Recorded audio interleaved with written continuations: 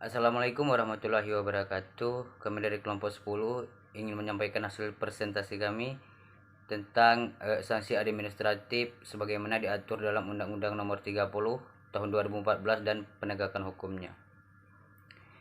Yang akan disampaikan oleh Muhammad Agus Setiawan, Pandi Anggara, Suhendra Hermawan, dan saya sendiri Arisa Wiki. Undang-Undang Nomor 30 Tahun 2014 tentang Administrasi Pemerintahan atau UAP pada tanggal 17 Oktober 2014 merupakan langkah yang sangat mencerahkan dalam reformasi administrasi pemerintahan. Hal ini adalah bentuk tanggung jawab negara dan pemerintahan untuk menjamin penyelenggaraan pemerintahan dan pelayanan publik yang cepat, nyaman, dan murah. UAP ini merupakan salah satu pilar reformasi administrasi.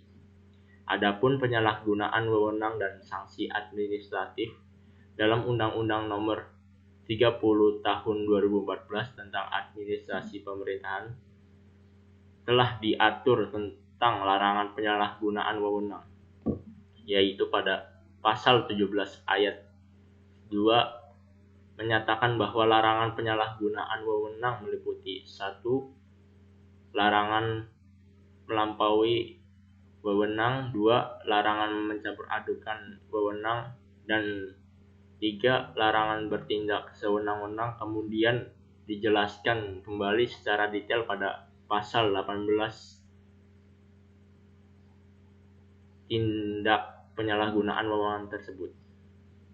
Berdasarkan referensi hasil penelitian Oswald Johnson tahun 2013 mengenai keberadaan sanksi administrasi dan sanksi pidana di beberapa negara Uni Eropa, sebagaimana dikutip oleh Abdul Latif atau Hakim ad hoc Tipikor Mahkamah Agung, menunjukkan bahwa terdapat dua pandangan, yaitu pandangan yang mengakui keberadaan sanksi administratif tidak menyampingkan sanksi pidana atau disebut law degrees of differentiation, dan yang berpandangan bahwa keberadaan sanksi administratif harus dipisahkan secara tegas dari sanksi pidana atau disebut high degrees of differentiation. Negara Inggris, Swedia, dan Spanyol termasuk negara-negara yang tidak membedakan antara sanksi administratif dan sanksi pidana. Artinya, sanksi pidana dapat diterapkan bersama dengan sanksi administratif. Sedangkan negara Portugis, Italia, Jerman, Belanda, Belgia, dan Rumania adalah negara yang memisahkan antara sanksi administratif dan sanksi pidana. Selanjutnya dikatakan adalah merupakan tindakan inkonstitusional penerapan sanksi pidana terhadap pelanggaran yang nyata-nyata termasuk pelanggaran administratif. Merujuk pada dua pandangan negara-negara Uni Eropa tersebut, maka menurut penulis, negara Indonesia yang mewarisi hukum Belanda sepatutnya mengikuti model-model penegasan pembedaan antara sanksi administratif dan sanksi pidana. Hal ini sesuai dengan prinsip ne bis in idem, di mana ketika perkara penyalahgunaan wewenang telah diputus dengan sanksi administratif, maka tidak bisa lagi perkara yang sama diajukan ke pengadilan dengan menuntut sanksi pidana, dan begitu pula sebaliknya. Namun, yang menjadi pertanyaan selanjutnya adalah, peradilan manakah antara pengadilan TUN atau pengadilan Tipikor yang menjadi lembaga yudisial pertama yang memeriksa dan memutus perkara penyalahgunaan wewenang oleh pejabat pemerintahan terkait dengan dugaan tindak pidana korupsi? Untuk menjawab pertanyaan tersebut, menurut Romli Amtasasmita bahwa sebaiknya diberikan hak prevensi kepada pengadilan TUN sebelum pengadilan Tipikor memeriksa dan mengadili perkara penyalahgunaan wewenang oleh pejabat pemerintah terkait tindak pidana korupsi tersebut. Penyalahgunaan wewenang terkait pemberian sanksi pidana dan sanksi administratif.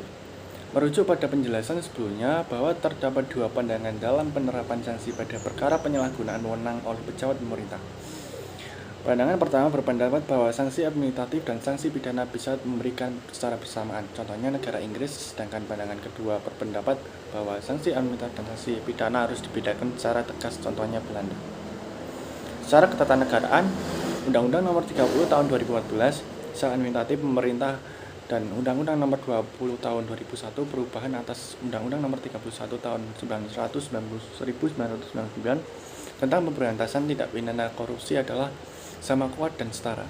Kemudian perbedaan kompetensi lingkungan peradilan antara Undang-Undang Administrasi Pemerintahan yang merupakan kompetensi pengadilan pun berbeda dengan Undang-Undang Tipikor yang merupakan kompetensi pengadilan tipikor. Akibatnya terjadi benturan dan tumpah tindih peraturan perundang-undangan, sedangkan tidak ada asas dan tidak ada aturan perundang-undangan yang lain yang bisa menjelaskan hubungan kedua undang-undang tersebut dalam implementasinya. Hal ini bisa menjadi perkembangan hukum acara pidana Indonesia semakin pesat. Hal ini ditandai dengan lahirnya undang-undang dan putusan-putusan hakim yang telah merubah hukum acara sebagaimana tertera dalam Undang-Undang Nomor 8 Tahun 1981 tentang KUHP. Salah satu perkembangan terbaru yaitu lahirnya Undang-Undang Nomor 30 Tahun 2014 tentang administratif pemerintah, di mana apabila dikaitkan dengan penerapan dan penegakan hukum tindak pidana korupsi, yaitu Undang-Undang Nomor 20 Tahun 2001 perubahan atas Undang-Undang Nomor 31 Tahun 1999 tentang pemberantasan tindak pidana korupsi akan menarik untuk didiskusikan.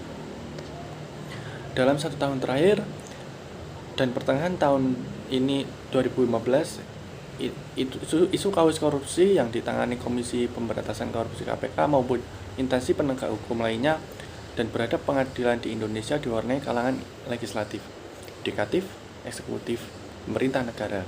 Isu korupsi tersebut sebagai implikasi atau akibat dari pemerintah yang menyimpang dari kekuasaan atau kewenangan, baik berupa tindakan penyalahgunaan kekuasaan atau wewenang yang tidak sewenang-wenang, yang dinilai merugikan keuangan negara dan bertentangan dengan hukum dalam arti peraturan perundang-undangan serta asas umum pemerintah yang baik sebagaimana diatur dalam Undang-Undang Nomor 28 Tahun 1999 tentang penyelenggaraan pemerintah yang bersih dan bebas dari korupsi, kolusi, dan nepotisme atau KKN.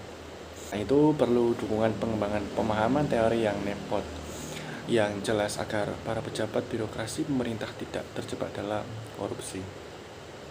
Menerapkan kebijakan politik pemerintah dalam melakukan Undang-Undang Nomor 30 Tahun 2014 tentang administratif pemerintah dan Undang-Undang Nomor 20 Tahun 2001 perubahan atas Undang-Undang Nomor 31 Tahun 1999 tentang pemberantasan tindak pidana korupsi. Penegak hukum administratif pemerintah dan tindak pidana korupsi secara normatif berdasarkan hierarki dan struktur pembentukan pemerintah perundang-undangan yang berlaku di Indonesia. Maka dua undang-undang yang menjadikan kajian menarik dalam memiliki kedudukan yang setara atau sama lain. Dilihat dari materi, menarik dalam adalah memiliki kedudukan yang setara satu sama lain. Dilihat dari materi, muatan yang diatur oleh kedua undang-undang tersebut terdapat perbedaan prinsipil, yaitu bahwa Undang-Undang Nomor 30 Tahun 2014 tentang administrasi pemerintah, Undang-Undang ADP, merupakan undang-undang yang bersifat regulatif pengaturan termasuk larangan pelanggaran yang bersifat administratif. Sedangkan Undang-Undang Nomor 20 Tahun 2001 perubahan atas Undang-Undang Nomor 31 Tahun 1999 tentang pemberantasan tindak pidana korupsi adalah merupakan undang-undang yang bersifat represif, yaitu undang-undang pidana khusus atau lex specialis terhadap undang-undang pidana umum. Lex specialis derogat lex general. Undang-Undang Administrasi Pemerintahan dan Undang-Undang Tindak Pidana Korupsi merupakan peraturan perundang-undangan yang mengatur sistem reformasi birokrasi. Bedanya Undang-Undang Administrasi Pemerintahan lebih menitik beratkan pada pembangunan administrasi pemerintahan yang baik dan benar, sedangkan Undang-Undang Tipikor lebih menitik beratkan pada sistem penindakan represif. Tujuan kedua undang-undang tersebut berbeda secara nyata, yaitu tercantum 7 tujuan Undang-Undang Administrasi Pemerintahan. Salah satunya adalah menciptakan kepastian hukum dan mencegah terjadinya penyalahgunaan wewenang. Kemudian tujuan yang kedua, ini sangat relevan dengan penegakan hukum dalam pemberantasan korupsi, sebagaimana diatur dalam Undang-Undang Tindak Pidana Korupsi. Tujuan utama Undang-Undang Tindak Pidana Korupsi adalah menyelamatkan atau mengembalikan kerugian keuangan negara daripada efek penjaraan. Dalam Undang-Undang Nomor 30 Tahun 2014 tentang Administrasi Pemerintahan pada Pasal 21 Ayat 1 menyatakan, pengadilan berwenang menerima, memeriksa, dan memutuskan ada atau tidak ada unsur penyalahgunaan wewenang yang dilakukan oleh pejabat pemerintahan. Kemudian ayat yang kedua menyatakan, badan atau pejabat pemerintah dapat mengajukan permohonan kepada pengadilan untuk menilai ada atau tidak ada unsur penyalahgunaan wewenang dalam keputusan atau tindakan. Kemudian Pasal 21 ayat 1 dan ayat 2 menjelaskan bahwa pejabat pemerintahan bisa mengajukan permohonan untuk memutuskan ada atau tidak adanya unsur penyalahgunaan wewenang yang dilakukannya.